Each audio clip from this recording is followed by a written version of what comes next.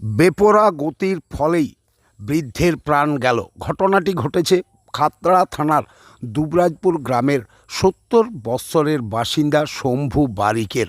ঘটনায় জানা যায়, দুবরাজপুর গ্রামের শম্ভু বারিক মঙ্গলবার সকাল দিকেই তার নাতনিকে বাসে চাপাতে খড়বন মোড়েই আসেন এবং বাসে তুলে দেওয়ার পরেই তিনি বাড়ির উদ্দেশ্যেই রওনা দেন। হঠাৎ করেই পিছন দিক থেকে দ্রুত গতিতে আসা একটি গাড়ি তাকে সজোরে ধাক্কা মারে এবং ঘটনাস্থলেই তার মৃত্যু হয়। ঘটনায় চাঞ্চল্য ছড়িয়েছে এবং এলাকার মানুষজন বাঁকুড়া খাতড়া জাতীয় সড়ক অবরোধ করে বিক্ষোভ দেখান। তাদের একটাই দাবি, বারবার দুর্ঘটনা ঘটছে এই রাস্তার ওপর।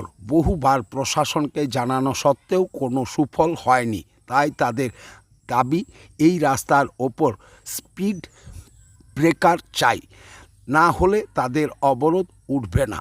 অথচ আশ্চর্যের বিষয়, বাঁকুড়া জেলা পুলিশ এবং ট্রাফিকের পক্ষ থেকে প্রতিদিন গাড়ির গতিবেগ নিয়ন্ত্রণ করার জন্য বহু পদক্ষেপ গ্রহণ করা হচ্ছে, তবু কেন নিয়ন্ত্রণে আনা যাচ্ছে না গাড়িগুলিকে, তা নিয়েও উঠছে প্রশ্ন।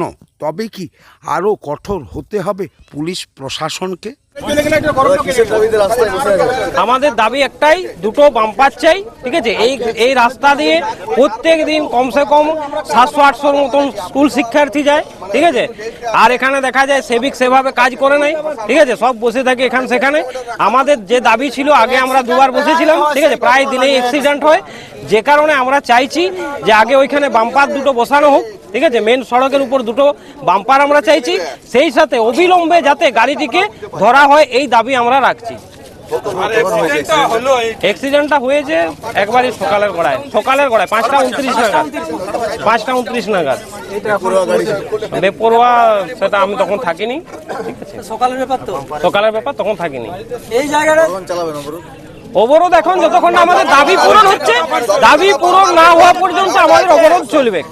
দাবি পূরণ না হওয়া পর্যন্ত অবরোধ চলবে। আগে বাম্পার করতে গেছিলাম পুলিশ। আমার নাম জয়দেব মন্ডল।